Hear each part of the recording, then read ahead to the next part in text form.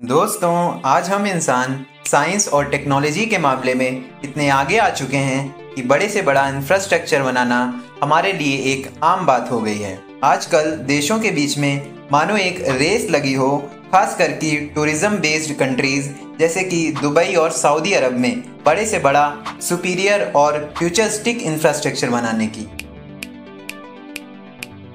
और देखा जाए तो ये इंसानियत के लिए और हमारे आने वाले फ्यूचर के लिए सही और गलत दोनों ही हो सकते हैं। कैसे? मैं वीडियो में आगे इस बारे में बात करूंगा। फ्रेंड्स, आज का हमारा वीडियो भी एक ऐसे ही जाइंट एंड फ्यूचरिस्टिक इंफ्रास्ट्रक्चर के ऊपर होने वाला है जिसकी कंस्ट्रक्शन ऑलरेडी स्टार्ट हो चुकी है। जी हाँ दोस्तों, मैं बात कर रहा हूँ द लीनियर सिटी प्रोजेक्ट की, या फिर जिसे हम नियोम सिटी के नाम से भी जानते हैं, जो कि सऊदी अरेबिया के टोब्रुक प्रोविंस में कंस्ट्रक्ट किया जा रहा है। तो नमस्कार दोस्तों, मेरा नाम है शिवम और चलिए आज के इस वीडियो में द लाइन प्रोजेक्ट को गहराई से समझते हैं। Now, a revolution in civilization is taking place. दोस्तों, इस प्रोजेक्ट के बारे में जानने से पहले आइए जान लेते हैं सऊदी अरेबिया के इतिहास के बारे में। आज सऊदी एक बेहद ही अमीर देश है। यहाँ के लोगों के पास बेशुमार दौलत है। आज सऊदी अरेबिया में काफ़ी बड़ी बड़ी बिल्डिंग्स हैं और लोगों के पास लग्जरी कार्स हैं। पर क्या आपको पता है कि आज से लगभग 100 साल पहले यहाँ के हालात कुछ और ही थे। चारों तरफ रेगिस्तान ही रेगिस्तान था और इसके बीच में यहाँ के लोग और लोगों में गरीबी। जी हाँ दोस्तों, कुछ ऐसा ही मंजर था सऊदी अरब में 1938 से पहले, क्योंकि 1938 में सऊदी में तेल की खोज होती है और इसके बाद से ही इस देश के हालात सुधरना चालू होते हैं।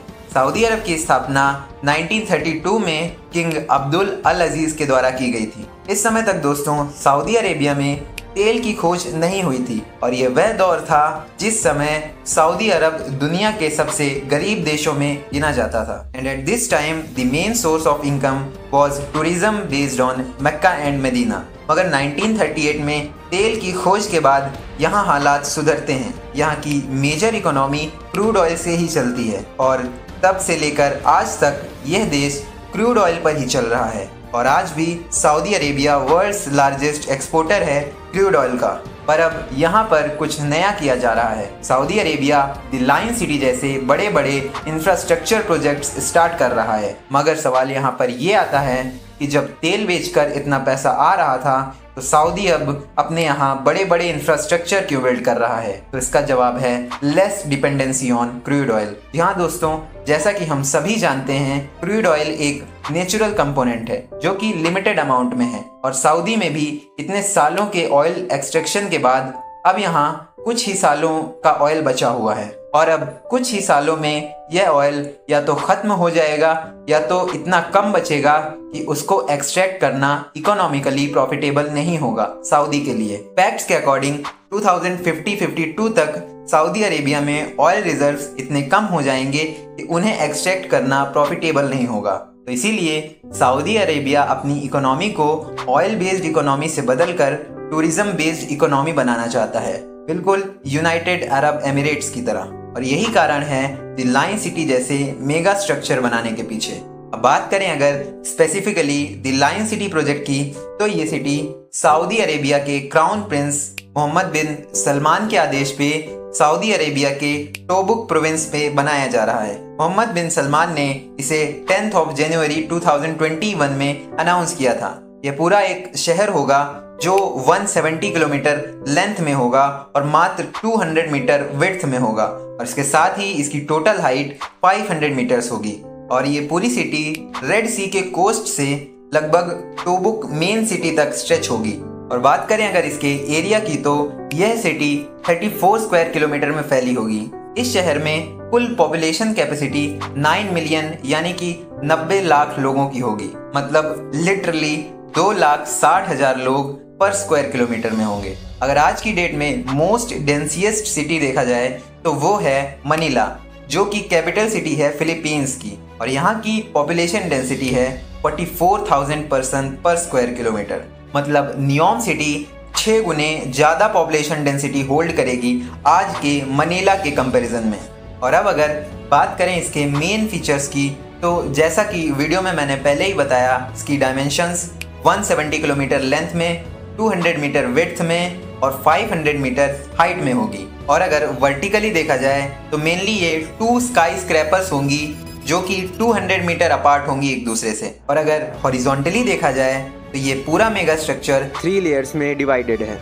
इसमें सबसे नीचे होगी अंडरग्राउंड लेयर या फिर स्पाइन लेयर, जिसमें metro and high speed transit जैसे ट्रांसपोर्टेशन सिस्टम होंगे जो इस पूरी 170 किलोमीटर लॉन्ग सिटी की कनेक्टिविटी को इम्प्रूव करेंगे। और सेकेंड लेयर होगी इसकी मेन सर्विस लेयर। और फ्रेंड्स, इसी लेयर में इस सिटी के मेन इंफ्रास्ट्रक्चर्स जैसे कि residential houses, shopping malls, hospitals, commercial buildings बनेंगी। और सबसे टॉप लेयर होगी पेडेस्ट्रियन लेयर, इसमें लोग पैदल या फिर बाइसिकल से चल सकते हैं। और इसके साथ ही इस लेयर में हर तरफ ग्रीन प्लांट्स एंड ट्रीज होंगे फ्रेश एयर के लिए। और हाँ, इस सिटी में कहीं पर भी किसी भी टाइप की कार्स और रोड्स का यूज़ नहीं होगा इस सिटी को कार्बन एमिशन फ्री बनाने के लिए। अब बात करें अगर इसमें यूज़ होने वाली टेक्नोलॉजी की, तो इसमें काफ़ी advanced and futuristic technology use होने वाली है। जैसे कि पूरी सिटी में AI बेस्ड मॉनिटरिंग होगी, मतलब कि काफ़ी चीज़ें यहाँ पर आर्टिफिशियल इंटेलिजेंस पे डिपेंड होंगी। इसके साथ ही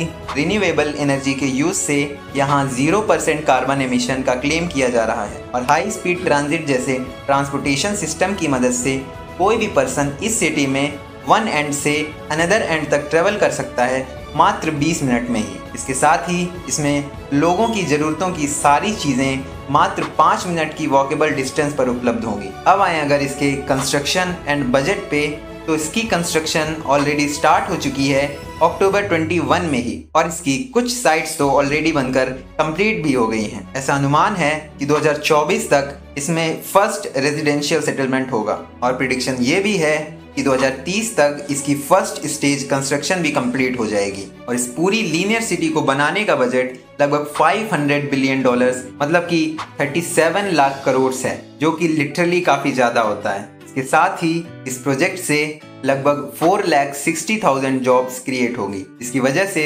सऊदी अरेबिया की इकोनॉमी में लगभग $48 बिलियन का एडिशन आएगा, ऐसा सऊदी अरेबिया क्लेम करता है। अब अगर देखा जाए इकोनॉमिक वायबिलिटी के पॉइंट ऑफ व्यू से, तो ये प्रोजेक्ट सऊदी अरेबिया के लिए काफ़ी प्रॉफिटेबल होने वाला है। देश विदेश से लोग इस प्रोजेक्ट में इन्वेस्ट करेंगे। इसके साथ ही ये सिटी काफ़ी बड़ी टूरिस्ट डेस्टिनेशन साइट बन जाएगी। और जब यहाँ टूरिज्म होगा तो इस सिटी के आसपास भी बहुत बड़ी मार्केट बन जाएगी, बिल्कुल दुबई में बुर्ज खलीफा की तरह, जिससे सऊदी अरेबिया की इकोनॉमी काफ़ी हद तक राइज करेगी। और फ्रेंड्स, हम सब जानते हैं कि हर सिक्के के 2 पहलू होते हैं। मतलब अगर इस सिटी के इतने सारे मेरिट्स एंड एडवांटेजेस हैं, तो कुछ ना कुछ क्रिटिसिज्म एंड डीमेरिट्स भी हैं। जैसे कि इस सिटी के कंस्ट्रक्शन के दौरान इसके बीच में आने वाले सारे रेजिडेंट्स को फोर्सिबली हटाना पड़ेगा, क्योंकि ये एक लीनियर सिटी है और इसे डाइवर्ट नहीं किया जा सकता। और इससे सबसे ज़्यादा बुरी तरीके से इन्फ्लुएंस होंगे वहाँ के लोकल ट्राइबल ग्रुप्स,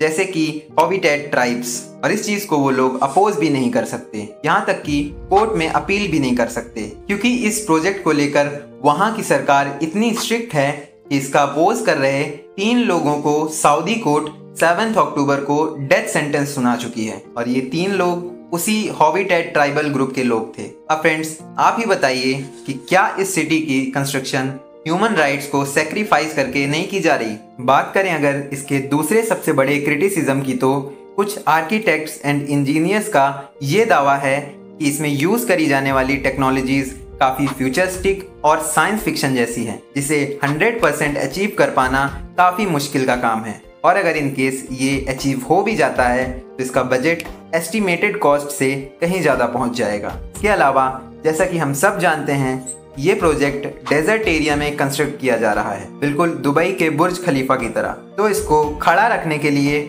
और साथ में ही यहाँ रहने वाले लोगों के लिए भी पानी की काफ़ी ज़रूरत होगी।